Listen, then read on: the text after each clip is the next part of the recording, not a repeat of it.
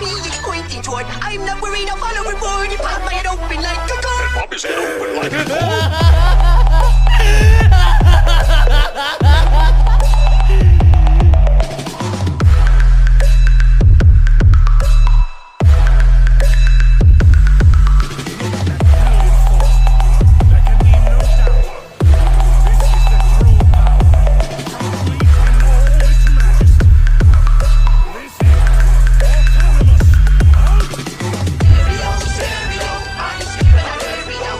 तो ये episode start हो उससे पहले मैं ये कहना चाहूँगा कि मैं पहले ही काफ़ी टाइम पहले ही ट्रिप गोकू के लास्ट एपिसोड को अपलोड कर चुका हूँ, बट इस मोड पर आप में से एक प्रो की रिक्वेस्ट थी कि इसका एक एपिसोड तो निकालो हुई, तो फिर मैं इसका ये एपिसोड निकाल रहा हूँ। बट ये एपिसोड पाराडॉक्स सुपर से इन्फिनिटी के ऊपर ही घूमेगा, वो ट्रिप गोकू के ऊपर नहीं जाएगा। इस एपिसोड की स्टार्टिंग में हम देखते हैं सुपर सैयन इन्फिनिटी को। इस मोड पर सुपर सैयन इन्फिनिटी मल्टीवर्स में तो एंटर करता है और वो अपने घर पे जाता है। इस मोड पर वो जैसे ही प्लैनेट व अर्थ पे एंटर करता है वैसे ही पाराडॉक्स उसकी एनर्जी की को सेंस कर लेता है। इस मोड पर सुपर सैयन इन्फिनिटी जैसे ही अर्थ के ऑर्बिट में एंटर करता है वैसे ही जो हमारा बारडॉक होता है वो सीधा उसके पास निकल जाता है। इस मोड पर बारडॉक और सुपर सैयन इन्फिनिटी दोनों आमने सामने होते हैं। बारडॉक सुपर सैयन इन्फिनिटी से सबसे पहला सवाल पूछता है, क्या तुमने गोहान और फीमेल सैयन इन दोनों को रिवाइव किया? सुपर सैयन इन्फिनिटी कहता है, नहीं, मैंने उन दोनों को रिवाइव नहीं किया। बारडॉक उसे डांटने लग जाता है। वो कहता है, तुम्हारी इतनी पावर्स होने का भी क्या ही फ़ायदा अगर तुम एक सिंपल सी लड़की को और अपने बेटे को ही नहीं बचा पाए। इस मोड पर सुपर सैयन इन्फिनिटी बारडॉक से कहता है, डैड आप चिंता मत कीजिए, असल में मैं ऐसा नहीं कर पाया, इसकी काफ़ी बड़ी वजह है। असल में जो हमारा गोहान और फीमेल सैयन है इन दोनों का ही रीबॉर्न हो चुका है और वो जिस मेटावर्स में रीबॉर्न हुए हैं उस मेटावर्स में काफ़ी हाई चांस है कि वो दोनों एक दूसरे से मिले और हो सकता है कि जो लव लाइफ यहाँ पे अधूरी रह गई वो वहाँ पर कंप्लीट हो जाए। बट इस मोड पर उन दोनों के ही इवेंट्स काफ़ी ज़्यादा अलग हो गए, क्योंकि यहाँ पर मैंने अकेले ने जर्नी करी बट वहाँ पर मेरे साथ वेजेटा और ब्रोली ये दोनों भी रहेंगे। इस मोड पर बारडॉक कहता है, तो तुम मुझे ये जो चीज़ कह रहे हो ये चीज़ काफ़ी टाइम पहले लेवर्टन ने भी मुझसे कही थी। और फिर बारडॉक याद करने लग जाता है। वो कहता है कि उसने प्रेडिक्शन करा था, उसके एंशिएंट अर्थ में प्रेडिक्शंस की थी कि एक ऐसा वॉरियर होगा जो काफ़ी ज़्यादा शांत होगा जैसे कि तुम हो, और एक प्राइड की बातें करने वाला वॉरियर, और एक जो अपने एक पंच में किस सैन एम्पायर को तक डिफीट कर दे। तो एक पंच में सैन एम्पायर को डिफीट कर दे इसका मतलब ये लेजेंडरी सैन हो सकता है, और जो प्राइड की बातें करे वो वेजिटा हो सकता है, और शांत तुम हो सकते हो। मतलब उनकी प्रेडिक्शन 100% एक्यूरेट तो नहीं थी बट फिर भी उनकी प्रेडिक्शन ठीक ठाक थी। इस वोट पर सुपर सैयन इन्फिनिटी समझ चुका था कि वो अगर बारडॉक को समझाने बैठेगा तो काफ़ी टाइम वेस्ट हो जाएगा। सुपर सैयन इन्फिनिटी बारडॉक से कहता है, डैड इन सारी बातों को छोड़ दीजिए, ये बातें फालतू है, बट इस मोमेंट पर मैं एक चीज़ करने वाला हूँ, आप मुझे बताइए वो चीज़ ठीक है या नहीं। फिर जब सुपर सैयन इन्फिनिटी बारडॉक को बताता है कि मैं प्लैनेट वेजिटा को रिवाइव करने वाला हूँ और प्लैनेट वेजिटा को रिवाइव करने के बाद प्लैनेट वेजिटा और प्लैनेट सडाला इन दोनों को ही मर्ज करने वाला हूँ, ये बात सुनकर बारडॉक काफ़ी ज़्यादा शॉक होता है। इस मोड पर बारडॉक सुपर सैयन इन्फिनिटी से कहता है, तुमने तो कहा था कि तुम ये नहीं कर सकते, फिर तुम ये कैसे कर पाओगे? इस मोड पर सुपर सैयन इन्फिनिटी कहता है, अब मैं ये कर पाऊंगा क्योंकि मैंने कुछ पावर्स को अचीव कर लिया है। मैं उन लोगों को रिवाइव नहीं कर सकता जो पुनर्जन्म ले चुके हैं, पर मैं उन्हें रिवाइव कर सकता हूँ जिन्होंने अभी तक पुनर्जन्म नहीं लिया। इसकी वजह से मैं प्लैनेट वेजिटा को बाकायदा रिवाइव कर सकता हूँ। इस मोड पर सुपर सैयन इन्फिनिटी बारडॉक से कहता है, डैड मुझे लगता है कि सबसे पहले हमें कहीं पे तो जाना चाहिए। ये कहकर वो बारडॉक के कंधे पर हाथ रखता है और फिर वो दोनों वहाँ से टेलीपोर्ट हो जाते हैं प्लैनेट सडाला के लिए। इस मोड पर वो दोनों टेलीपोर्ट होते हैं प्लैनेट सडाला में केल के ठीक सामने। इस मोड पर जो केल है वो गोकू को देखकर काफ़ी ज़्यादा शॉक हो जाती है। केल गोकू से कहती है, सन गोकू तुम कभी भी यहाँ पर आ जाते हो, आखिर ये पावर्स तुम्हें दी किसने है? फिर केल गोकू से कहती है, वैसे मैं काफ़ी लंबे टाइम से अपनी पावर्स को होल्ड करे हुए थी, तो अब मैं अपनी पावर्स को रिलीज़ करूँ तो कोई प्रॉब्लम तो नहीं होगी। इस मोड पर गोकू केल से कहता है कि अपनी पावर्स को ज़रा और होल्ड करो, मैं अपने बेस्ट फ्रेंड जेनो को एक काफ़ी बड़ा झटका देने वाला हूँ। इस मोड पर जो सुपर सैयन इन्फिनिटी होता है वो धीरे धीरे प्लैनेट सडाला को टेलीपोर्ट कर रहा था प्लैनेट वेजिटा के पास, और फिर वो अचानक से प्लैनेट वेजिटा को भी रिवाइव कर देता है। इस मोड पर ये इतना रैपिडली हुआ था कि कोई भी ये सब समझ नहीं पाता। इससे एक छोटा सा झटका लगता है प्लैनेट सडाला को, बट प्लैनेट सडाला में कोई भी प्रॉब्लम नहीं होती। ये झटका सिर्फ 3 ही लोग सेंस कर पाते हैं, गोकू, केल और बारडॉक। इस मोमेंट पर गोकू कहता है मैं इन दो प्लैनेट्स को मर्ज करने वाला हूँ। फिर इस मोमेंट पर गोकू उन दोनों ही प्लैनेट्स को आपस में मर्ज कर देता है और ऐसा होते ही इस मोमेंट पर वहाँ पर काफ़ी बड़ा झटका सा फैल जाता है पूरे के पूरे मल्टीवर्स में। इस मोमेंट पर इस चीज़ को डैशिंग खन और जेनो ये दोनों ही सेंस नहीं कर पाए, बट जो हमारा सुपर सैयन इन्फिनिटी था उसने ये सब इतने आसानी से किया था कि उसे इसमें कुछ भी एनर्जी डालने की ज़रूरत नहीं पड़ी थी और किसी को इससे कोई नुकसान भी नहीं हुआ। बट एक चीज़ जो इसमें काफ़ी वियर्ड होने वाली थी, इन दो प्लैनेट्स को मर्ज करने के बाद गोकू किंग सडाला किंग वेजिटा इन दोनों से मिलता है, इन दोनों के साथ डिस्कशन करता है और साथ ही में वो एक पिरामिड ऑफ पावर को समन करता है और वो केल से कहता है आप ये पिरामिड ऑफ पावर प्लैनेट सडाला का समझ लो। इस मोड पर तुम जिसे चाहे यहाँ पर ट्रेन कर सकती हो, बट मैं तुम्हें कहने वाला हूँ कि 11 सेंस को तुम्हें यहाँ पर ट्रेन करना है और उन्हें अपने लेवल पर लेके आना है। तुम चिंता मत करो, तुम्हारी ट्रेनिंग करने के लिए मैं गोहान को यहाँ पर लेके आ जाऊँगा। फिर सुपर सैयन इन्फिनिटी खुद को और बारडॉक को इन दोनों को ही टेलीपोर्ट करता है यूनिवर्स नंबर 12 में। इधर यूनिवर्स नंबर 12 में उन्हें टेलीपोर्ट करने का क्या रीज़न बनता है, बारडॉक गोकू से पूछता है। गोकू कहता है कि इसका काफ़ी बड़ा रीज़न बनता है, आप शांति से देखते रहिए, मैं क्या करूँगा। इस मोड पर सुपर सैयन इन्फिनिटी जो चीज़ करता है उसे हमने एक्सपेक्ट नहीं करी थी। इस मोड पर जेनो ने पास्ट में जितने भी यूनिवर्सेस को इरेज किया था, ड्रिप मतलब सुपर सैयन इन्फिनिटी ने इस मोड पर उन सभी को रिवाइव कर दिया है। सुपर सैयन इन्फिनिटी ने इसके साथ लॉर्ड अकुमो को भी रिवाइव किया और साथ ही में मदर ऑफ ऑल एंजल्स के साथ। इस मोड पर लॉर्ड अकुमो काफ़ी ज़्यादा गुस्से में होता है क्योंकि लास्ट टाइम जो चीज़ उसने देखी थी वो ये थी कि जेनो इस मोड पर उसे इरेज कर रहा है, बट यहाँ पर जो गोकू होता है वो पूरी बातें लॉर्ड अकुमो को समझाने लग जाता है कि उसे क्या करना है क्या नहीं करना है। और इस मूवमेंट पर गोकू जो चीज़ करता है वो काफ़ी ज़्यादा अलग थी। गोकू सारे ही यूनिवर्सेस को जेनो से फ्री कर देता है, मतलब कि अब जेनो किसी भी यूनिवर्स को इरेज नहीं कर सकता, बट हाँ लॉर्ड अकुमो इसे इरेज कर सकता है। इस मोड पर जो हमारा सुपर सैयन इन्फिनिटी होता है वो लॉर्ड अकुमो से कहता है तो लॉर्ड अकुमो यहाँ पर मैं ये सेंस कर पा रहा हूँ कि आप जेनो समाज से थोड़ी सी ज़्यादा पावरफुल हो, और वो मदर ऑफ ऑल एंजल से भी कहता है कि आप मिस्टर दाशिंग खन से भी पावरफुल हो। तो फिर मैं इस मोड पर आप दोनों के लिए एक चीज़ कर सकता हूँ, यहाँ पर समझो कि सुप्रीम गॉड मैं हूँ, आप लोगों को मैंने ही रिवाइव किया है और इस मोमेंट पर आपके हाथ में पूरा कंट्रोल दे रहा हूँ, बट कहीं ना कहीं कंट्रोल उनके भी हाथ में रहेगा ही। तो फिर अगर किसी एक को रूल करना है तो फिर दूसरे की जान जानी पड़ेगी, तो फिर आप जाकर अपने एनिमीज़ को जान से मार सकते हैं। ये कहकर सुपर सैयन इन्फिनिटी और बारडॉक धीरे धीरे वहाँ से वैनिश होने लग जाते हैं। इस मोड पर सुपर सैयन इन्फिनिटी और बारडॉक दोनों ही टेलीपोर्ट हो जाते हैं जेनो रेल्म में, जहाँ पर रहता है जेनो। इस मोड पर बारडॉक सुपर सैयन इन्फिनिटी से पूछता है आखिर ये कौन सी जगह है और काफ़ी सारे और सवाल। सुपर सैयन इन्फिनिटी कहता है डैड आप मेरी बात सुनिए, यहाँ पर जो बैटल होने वाली है जिसे हम विटनेस करने वाले हैं, ये बैटल देने के लिए मैं वाकई में जेनिस पे करने के लिए तैयार हूँ। तो इससे आप अंदाज़ा लगा लीजिए कि ये बैटल कितनी औसम होने वाली है। हम एक जगह पर बस खड़े रहकर ये सब देखने वाले हैं, और काश यहाँ पर पॉपकॉर्न होते तो और भी ज़्यादा मज़ा आता। इस मोड पर बारडॉक सुपर सैयन इन्फिनिटी से कहता है यहाँ पर इतनी अच्छी बैटल होने वाली है और हम लोग कुछ खाने के लिए नहीं लाए। ठीक है कोई बात नहीं, हम यहाँ पर खड़े होकर बैटल को देख लेंगे, बट तुम कुछ पोर्टल ओपन करके भी चीज़ें कर सकते हो ना। सुपर सैयन इन्फिनिटी कहता है अगर मैं पोर्टल ओपन करूँगा यहाँ से तो फिर इस मोड पर जेनो और दाशिंग खन इन दोनों को पता नहीं चल जाएगा। इस मोड पर हम देखते हैं कि जो मदर ऑफ ऑल एंजल है वो एक पोर्टल ओपन करके अचानक से जेनो के कैसल पर आ जाती है। इस मोड पर मदर ऑफ ऑल एंजल एक काफ़ी पावरफुल अटैक जेनो के कैसल की तरफ करती है और mother of all angel grand Prince को काफ़ी ज़ोर से आवाज़ लगाती है और ग्रैंड प्रिंस वहाँ पर आ भी जाता है। जैसे ही ग्रैंड प्रिंस वहाँ पर आ जाता है मदर ऑफ ऑल एंजल्स अपनी भड़ास निकालना चालू कर देती है। वो ये कहती है कि मैं तुम्हारी वाइफ हूँ, बट फिर भी तुम मुझसे कभी लॉयल नहीं रहे। इस मोड पर तुमने जेनो को बिल्कुल भी नहीं रोका था। जब जेनो ने मुझे इरेज किया, हमारे 3 बच्चों को इरेज किया, तब तुम कुछ भी नहीं कहे। ये क्यों तुमने ऐसा किया, और आखिर में तुमने अपनी रॉयल्टी उसे क्यों दी। मेरे दिमाग में काफ़ी सारे सवाल थे, मैं तुमसे पूछे थे, तुम मेरी बातों को हर वक्त डिनाई करते रहे। इस पॉइंट पर जो जेनो होता है वो अपने कैसल से बाहर आता है। वो जैसे ही मदर ऑफ ऑल एंजल और लॉर्ड अकुमो इन दोनों को देखता है, वैसे ही वो अपना हाथ ऊपर करता है उन्हें इरेज करने के लिए, और वो ऐसी कोशिश भी करता है, बट ये कोशिश फेल हो जाती है। इस मूवमेंट पर जो जेनो होता है वो काफ़ी कंफ्यूज लग रहा होता है और काफ़ी शॉक भी। इस मूवमेंट पर जो लॉर्ड अकुमो होता है वो जेनो को देखते ही काफ़ी ज़्यादा भड़क जाता है और वो हाथ को ऊपर देखकर समझ जाता है।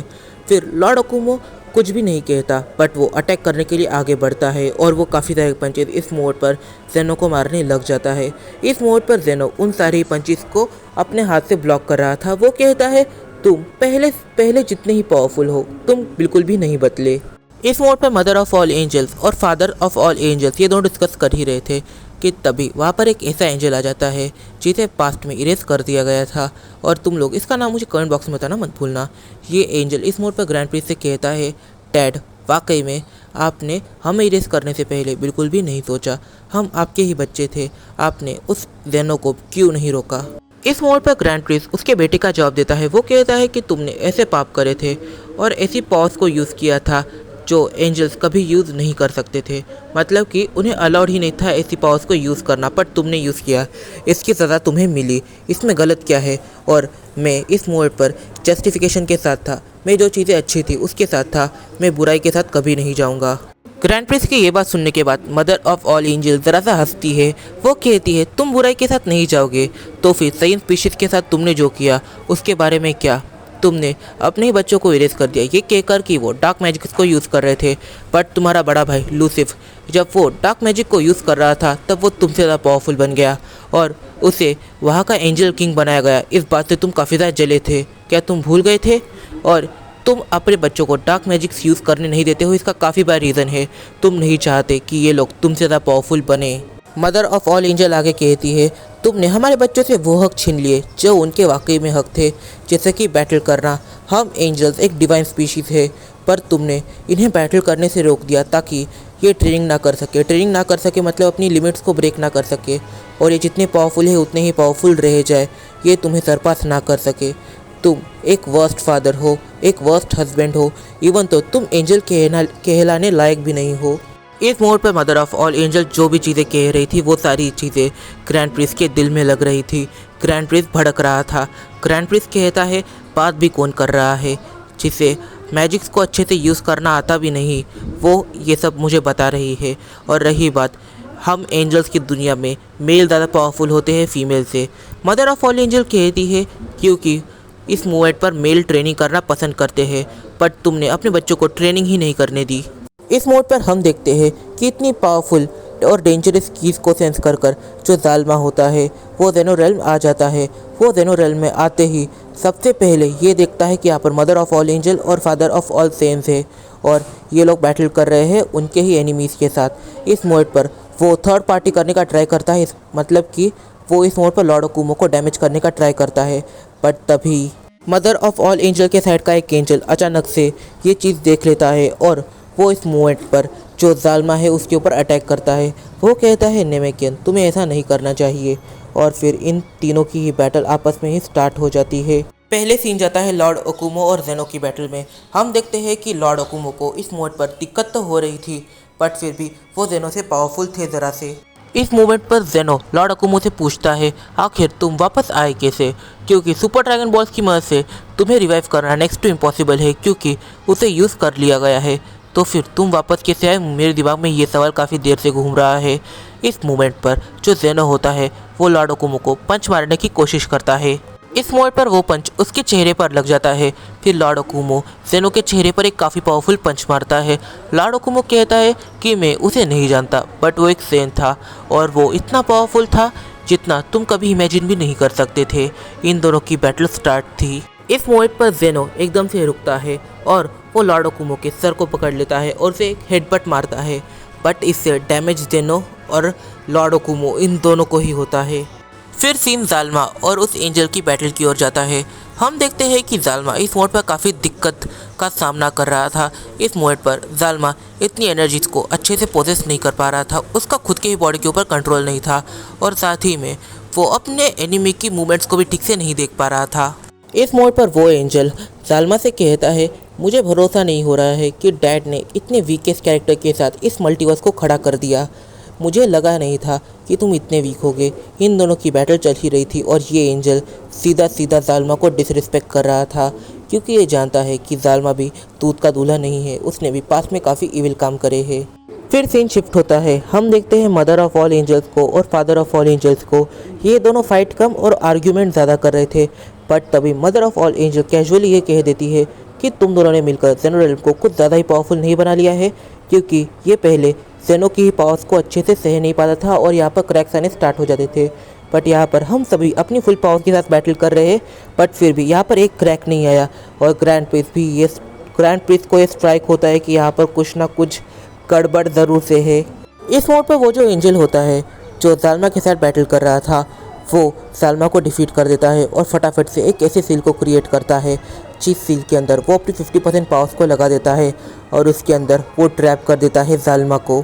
फिर इस मोमेंट पर वो मदर ऑफ ऑल एंजल्स के पास जाता है और वो उसकी हेल्प करने लग जाता है।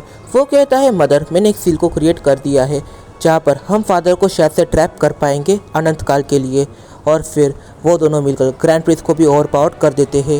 इस मोड पर हम देखते हैं कि जो लॉर्ड ओकुमो वाली बैटल थी, मतलब कि लॉर्ड ओकुमो और जेनो वाली बैटल, उसके अंदर हम देखते हैं कि जो लॉर्ड ओकुमो है वो जेनो का सर काफ़ी ज़ोर से पकड़ लेता है और जेनो भी लॉर्ड ओकुमो का सर काफ़ी ज़ोर से पकड़ लेता है। वो दोनों ही एक दूसरे को काफ़ी पावरफुल हेडबट मारने लग जाते हैं और इन दोनों की हेडबट इतना डेंजरस होते हैं कि इन दोनों के ही माथे से खून टपकने लग जाता है। देखते ही देखते इन दोनों की बैटल में ये दोनों ही बेहोश हो जाते हैं। फीमेल्स मतलब मदर ऑफ ऑल एंजल और मदर ऑफ ऑल एंजल का सन वहाँ पर आ जाते हैं। वो इस मूवमेंट पर जो जेनो होता है उसे पकड़ते हैं और डाल देते हैं उस सील के अंदर। इस मोड पर वो एंजल उस सील को पूरी तरह से लॉक कर देता है, मतलब कि अब ये तीनों लाइफ में कभी बाहर नहीं आने वाले। ये तीनों अनंत काल के लिए वहाँ पर फंस चुके हैं। अब ये एंजल काफ़ी ज़्यादा खुश हो रहा था। वो कहता है, अब मल्टीवर्स और गॉड रेल्म ये दोनों ही हमारे हाथ में आ चुका है। सुपर सेन इन्फिनिटी उस एंजल को आवाज़ लगाता है। सुपर सेन इन्फिनिटी उस एंजल से कहता है, देखो, वैसे इस मोमेंट पर हो सकता है तुम तीनों यहाँ पर रूल कर सको, बट तुम लोग यहाँ पे रूल नहीं कर पाओगे क्योंकि यहाँ का सुप्रीम रूलर मैं हूँ। तुम तीनों को मेरे अंडर काम करना है। लॉर्ड ओकुमो, मदर ऑफ ऑल एंजल और वो एंजल, ये तीनों ही काफ़ी ज़्यादा शॉक हो जाते हैं। फिर सुपर सेन इन्फिनिटी कहता है, मैं तो मजाक कर रहा था, तुम तीनों इस मल्टीवर्स को रूल कर सकते हो, बट एक शर्त है। इस मोमेंट पर मैं यहाँ का सुप्रीम गॉड हूँ। अगर तुम किसी भी यूनिवर्स को इरेज करते हो तो फिर सबसे पहले तुम्हें मुझे रिपोर्ट देनी पड़ेगी। साथ ही में तुम्हें हर जो भी प्लैनेट डिस्ट्रॉय हुआ है उस प्लैनेट की पूरी इन्फॉर्मेशन अपने पास रखनी ही पड़ेगी। और साथ ही में जो मेरी सैयन फोर्सेस है तुम्हें उन्हें एक रैंक देना ही पड़ेगा। जो चीज़ें बाहर हो रही है वही चीज़ें यहाँ पर भी होगी। सैयंस एंजल के ऊपर रहेंगी। इस मोड पर मदर ऑफ ऑल एंजल इसके लिए एग्री करती है क्योंकि जो मदर ऑफ ऑल एंजल है उसने एंजल रेल्म में बचपन से देखा था कि जो सैयंस है वो एंजल्स के ऊपर दबाव डालते हैं ताकि एंजल्स अच्छे से काम कर सके। अगर सैयंस एंजल के ऊपर दबाव नहीं डालेंगे तो फिर एंजल्स अच्छे से काम नहीं करेंगे और फिर पूरा जो बैलेंस है वो बिगड़ जाएगा। इसकी वजह से मदर ऑफ ऑल एंजल इस चीज़ के लिए एग्री कर देती है और जो लॉर्ड ओकुमो था वो काफ़ी ज़्यादा खुश था कि इस मोमेंट पर सैयंस को भी एक अच्छा चांस मिलेगा। असल में लॉर्ड ओकुमो ने ये कोशिश करी थी कि यहाँ पर सेन एम्परर्स को बैठाया जाए, बट वो ये नहीं कर पाया। फिर सीन शिफ्ट होता है। हम देखते हैं एक ऐसे प्लैनेट को जो प्लैनेट अपने आप में ही काफ़ी ज़्यादा भरा भरा लग रहा था और उसके आजू बाजू काफ़ी सारी प्रोटेक्टिव लेयर थी और ये जो प्लैनेट है ये ओमनीवर्स के ठीक सेंटर में है, तो फिर हो सकता है कि ये काफ़ी यूज़फुल हो। और इस मोमेंट पर इस प्लैनेट पर रूल करता है ड्रिप गोकू। समझो कि ये ड्रिप रेल्म ही है। फिर हम ये जान पाते हैं कि यहाँ पर वही लोग रहते हैं जिन लोगों ने जो टाइमलाइन प्रॉब्लम्स होती है जैसे कि इंकर्जन्स, ऐसी चीज़ों को सर्वाइव किया है और ये जगह ट्रिप गोकू ने खास इन लोगों के लिए बनाई है और ये काफ़ी तेज़ी से ग्रो हो रही है। और यहाँ पर कुछ ऐसे कैरेक्टर्स हैं जिसे हमने एक्सपेक्ट नहीं किया था, जैसे कि टर्टल्स और गोहान। ये काफ़ी अलग टाइमलाइन बनी हुई है। इस मोड पर ट्रिप गोकू ने इनके साथ ये जिम्मेदारी दे दी है कि यहाँ पर अगर कोई भी प्रॉब्लम होता है टाइमलाइंस के साथ तो वो सारी प्रॉब्लम्स को तुम लोग को हैंडल करना है। इंकर्जन हो रहा है तो उसे रोकने की जिम्मेदारी तुम्हारी। ऐसी सारी चीज़ें बोलकर ट्रिप गोकू इस ट्रिप रेल्म को छोड़ के निकल जाता है अपने पुराने घर यानी प्लेनेट अर्थ पर, जहाँ पर इस मोड पर उसकी वाइफ और उसका बेटा गोहान उसकी इंतज़ार कर रहे हैं। तो इस वीडियो में काफ़ी सारे सवाल निकल के आते हैं। 1 मिनट में ये क्यों बोल रहा हूँ। हाँ तो गाइस, ये है लास्ट एपिसोड ट्रिप गोकू और सुपर सेन इन्फिनिटी का। हमने देखा कि सुपर सेन इन्फिनिटी इस मोड पर जेनो और ग्रैंड प्रिंस के लिए क्या प्लान कर रहा था और उसने पहली चीज़ ये करी कि जो हमारे ग्रैंड प्रिंस है उसकी वाइफ को रिवाइव किया और फिर जो हमारे जेनो है उसके लवर को रिवाइव किया यानी कि लॉर्ड ओकुमो। इन दोनों को बस रिवाइव करने की देरी थी और फिर इन्हें रिवाइव करके इनके हाथ में थोड़े से पावर देने के बाद सीरियसली यहाँ पर जेनो और ग्रैंड पीस इन दोनों की वाट लग गई, उन दोनों को सील कर दिया है अनंत काल के लिए। तो फिर जो मल्टीवर्स है वो मल्टीवर्स आ चुका है इस मोड पर लॉर्ड अकुमो के हाथ में और मदर ऑफ ऑल एंजल के हाथ में। यहाँ पर लॉर्ड अकुमो खुद भी एक सेन है, तो फिर वो नो डाउट यहाँ पर जो सेन एम्परर्स है उन्हें एस्टेब्लिश करने ही वाला है।